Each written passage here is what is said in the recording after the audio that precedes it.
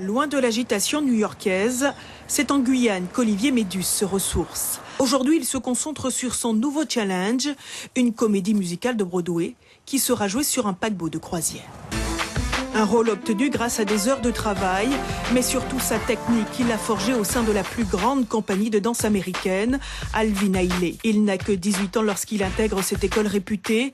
Ses cours seront financés en partie par une bourse d'Oprah Winfrey, un parcours quasi sans faute qui laisse ses parents admiratifs. Ce qui m'a le plus touché, c'est quand il a passé l'audition pour la compagnie junior d'Alvin Ailey et qu'il a été retenu. Là, c'était vraiment quelque chose pour moi. Il était sur un parcours de réussite. Angle avenue Voltaire et rue Madame Pichevin. Ce quartier, anciennement la Roue-Saint-Quentin, était une banlieue de Cayenne, plutôt insalubre, fréquentée par les bagnards, les anamites et quelques familles guyanaises. Le petit Paulin Brunet venait même y pêcher dans les étangs et les prix-prix. Ces deux maisons qui se font face depuis un siècle se portent différemment aujourd'hui, l'une restaurée, l'autre pas, mais toutes deux témoignent de l'ingéniosité architecturale de l'époque. Du fait qu'il n'y ait pas beaucoup de matières premières, du fait qu'il n'y ait pas une abondance, naît cet imaginaire. Et les maisons créoles guyanaises sont uniques dans toute cette partie du monde. Ce qu'il faudrait, c'est savoir comment vendre ce que nous avons en Guyane, qui est un patrimoine incalculable. Conserver le patrimoine, un travail d'expert. Ces élèves sont en formation, 5 années d'études supérieures. Ici, au service régional d'archéologie, ils effectuent la partie pratique de leur cursus. Des mains animées par une passion, transmettre le patrimoine aux générations futures. On essaye plutôt de le conserver au mieux, de faire en sorte que il soit transmis dans les meilleures conditions possibles. Dans le temps. Ce travail de conservation et de restauration est effectué en partie avec le musée Franconi. C'est le cas de cet objet. Alors celui-là a une valeur patrimoniale puisque c'est un objet qui fait partie des collections du musée Franconi, qui vient du Don Schulcher, qui nous a été présenté comme un brûle-parfum. Et en fait, les recherches qui ont été faites ont rapidement montré que selon toute vraisemblance, c'était un narguilé.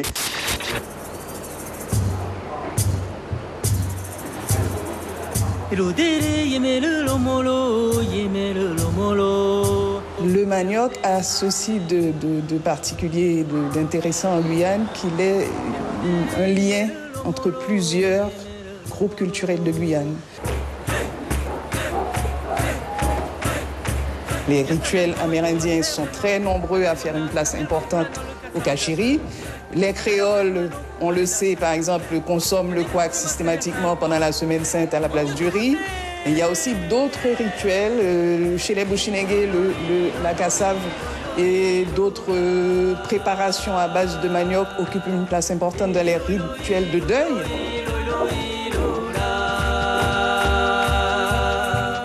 Abrités sous le toit du centre d'archéologie amérindienne de Kourou, les roches gravées de la Carapa constituent le plus grand site de gravure rupestre de Guyane. Le site est classé monument historique depuis 1993. Son classement au patrimoine mondial de l'humanité a été demandé par la Direction des affaires culturelles. 240 gravures, 181 figures humaines y sont sculptées. L'intérêt de ce site est que la plupart de ces gravures vont être faites selon un même style. Donc une tête triangulaire avec 2 yeux marqués par des cupules. Le corps est fait d'un trait qui part du sommet du crâne et se poursuit entre les jambes. Les bras et jambes adoptent le plus souvent la configuration du M et du W. Et enfin, ils ont entre 3 et 4 doigts de pied et de main pour la plupart. Le geste est précis grâce à 10 ans de pratique. Ulrich Seo passe maintenant moins de 2 heures pour sculpter une calebasse. Un art appris avec les anciens Kalignats dans sa commune, à Wala-Yalimapo. Yves Tuka, lui, travaille la calebasse depuis sa retraite. Une nouvelle passion qui occupe bien ses journées. Moi, personnellement, j'ai la gravure des signes ethniques qu'on tatoue lors des cérémonies, les Kalignats, tout ça. Par exemple, comme pour lever deuil. Et voilà, c'est ça qu'on grave sur les calebasses. Lindor, ce nom nous vient du célèbre musicien guyanais, saxophoniste, auteur-compositeur Gaston Lindor. Il a laissé à la Guyane un précieux patrimoine musical.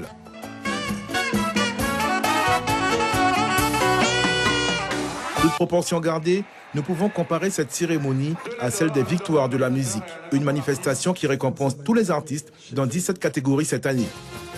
Cela n'a pas été facile, il faut bien le reconnaître. C'est un concours et forcément, il y a toujours des critiques. Recevoir un trophée est une forme de reconnaissance. Je suis vraiment comblée. Et je dis que quand on travaille, on a toujours de la récompense au bout. L'arbre, sa trace, son souvenir, sa symbolique. L'installation réalisée par Guillaume Caron tourne essentiellement autour de lui. Qu'il soit peint ou présenté en souche, l'arbre est au cœur de la démarche artistique du créateur. L'exposition, globalement, même si elle travaille sur la vie et la mort, c'est un hommage à la vie. Hein, donc c'est ce qui m'a permis après de mettre en place cette calligraphie végétale qui devient chorégraphie à l'ombre des arbres, en fin de compte, et qui symbolise la vie. Pour illustrer son hommage à la vie, le créateur a imaginé une installation faite de bâtons peints représentant l'ombre des arbres vivants, de vides verticaux blancs illustrant les fantômes de ces arbres et d'une souche symbolisant la mort. Une exposition comme symbole du cycle de la vie, mais qui a aussi pour vocation de faire passer des messages, comme celui contre la déforestation. Novembre 96, je rends hommage à la génération 96. C'est artistique avant tout, politique non. Engagé, bon, on aime bien me donner cet habit, mais je dirais non, c'est plus un artiste qui fait un devoir de mémoire. Parce que si vous regardez bien, même sur Internet, il n'y a pas énormément de support sur novembre 96. Nous fait barricade, nous tomber à des coups approches. Pour faire des murs tomber, nous va des obligés fouiller roche. En toute la rue des gagner manifestation. Mais nous pas gentils qui nous donnent insurrection.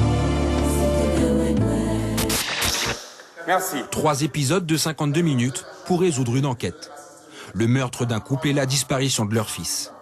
Une affaire qui va amener les 2 acteurs principaux de cette série diffusée sur la chaîne Arte, aux confins du fleuve Maroni. Déjà présent lors du tournage de la série Guyane, prochainement diffusée sur Canal+, l'acteur Ricky Tribord participe à ce nouveau projet. Qu'est-ce qui attire les productions chez nous? Ricky a sa petite idée. La Guyane a été peu filmée, donc c'est nouveau. Il faut que la fiction se renouvelle et il me semble que c'est le moment pour la Guyane de profiter de cette fraîcheur à travers le cinéma et à travers la télévision, tout simplement. C'est une nouvelle envie.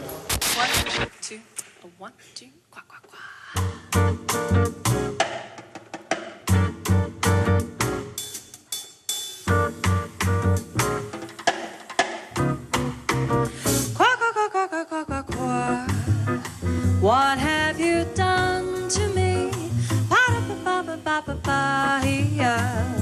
The music plays with me. I never meant to walk your way, and then one day love walked my way.